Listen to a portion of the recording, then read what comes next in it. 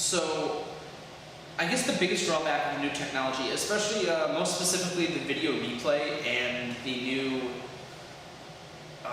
strips and everything like that, is that fencing is a sport that's very slow to change. I believe the wire system that we have set up on the equipment has been around since the, I want to say 40s or 50s, and it hasn't improved since then. If you look at a circuit diagram or something of the like, it's very, very simplistic, and that's because the sport is run by, to put it kind of old fuddy-duddies who don't want to change. So because of that, new technology is very slow to be adapted. And then on top of that, once it is finally adapted, it's usually adapted very inefficiently because the more elderly don't really understand what it's actually for.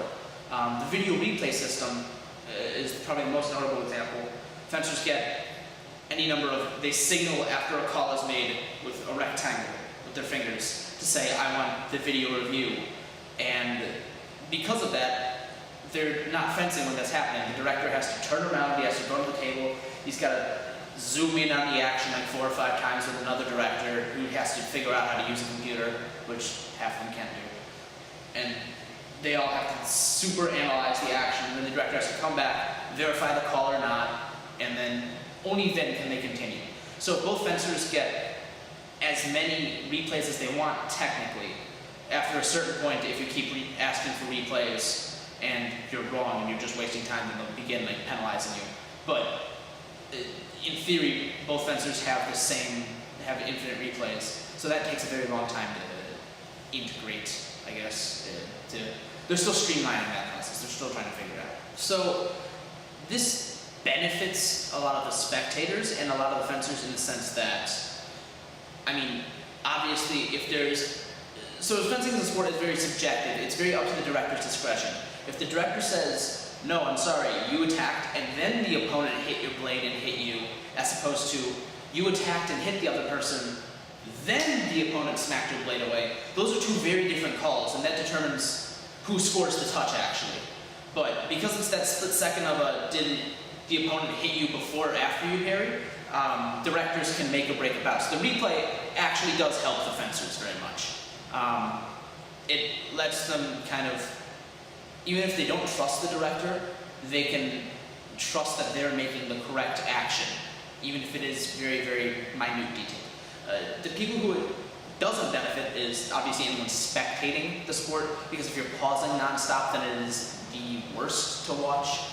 I've watched some live streams of World Cups and Grand Prix and things that it took 6 hours or something. It was very ridiculous. Fencing was almost cut from the Olympics because it was so non-spectator friendly.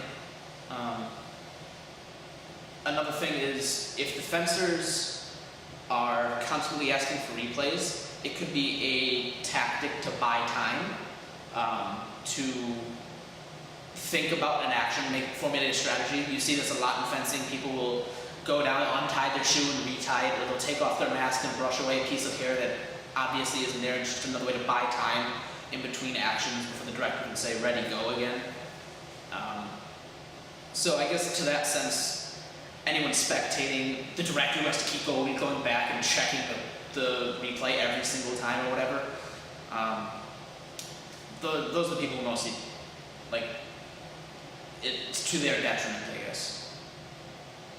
So there's a lot of politics in fencing, and a lot of it's behind the scenes. The two really major things are, like I said before, the integration of new technology and trying to advance the sport, and the regional politics of fencing.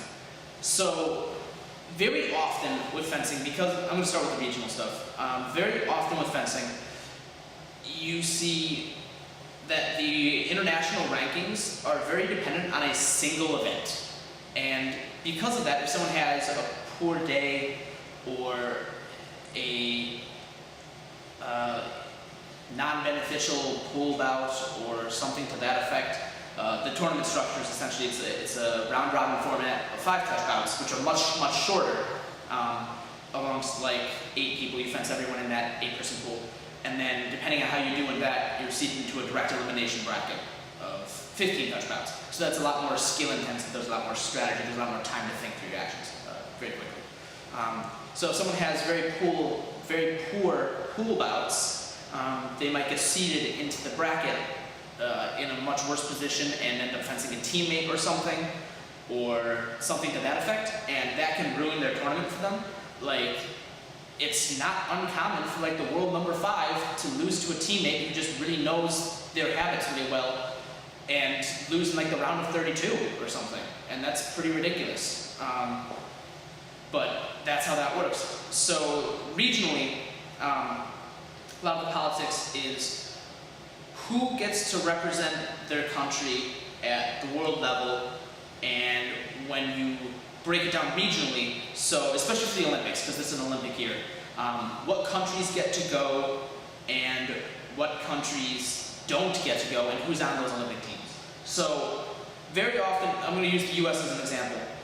We're really lucky because the entirety of North and I believe South America are all in one Olympic qualification zone, at least for fencing. I could be wrong on that, but we essentially are, because all of South America is trash, at least compared to the Europeans who invented this sport.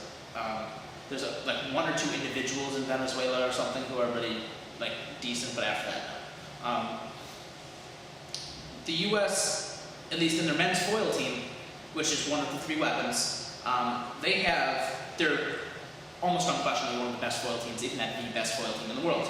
They have the world's number 1, 2, 5, and I think Shanley Watson is like in the top 16, top 10, something like that. But the problem being, depending on how those tournaments have gone for them over the course of the season, we might not have our best fencers in the correct order. Example, because of the qualification points, Racing Bowden, one of the world number 5 US fencer, did not make the US team. He's the alternate, even though he's world number 5, and Miles Shanley Watson, who I believe is in the top 16, 10, something like that in the world, took his place just because of the way that points are assigned in tournaments. The reason this matters is because now the individual event of the Olympics isn't really as good of a tournament. You see this a lot in Europe, where in previous years, like people like Italy and France have had like places 1 through 4 or 1 through 8 all on their team. And because you can only select 3 or 4 people to go to the individual event for your country, well, yeah, now you're representing every region of the world fairly, in theory, but you're not having a good tournament because you've excluded like every 4 fencers in the world. Like, imagine having a tournament where the 1st through 4th place best people in the world are there, but then the 5th through 8th place best people aren't there. And that's just because of the way the regional politics work. Also, there's a lot of rivalries along political boundaries, such as like, which countries don't like each other and stuff like that. But when selecting directors, they try to make it as impartial as possible. So they say, okay, there's a Brazilian girl fencing a Chinese girl. Let's put in the Ethiopian director to make sure they have no stake in it. But it's very, very rare that every director has no stake. So again, this concept of the director making calls that are subjective or debatable comes into play, and that's the video replay again helps with that quite a bit, because now you can eliminate some of that bias if need be.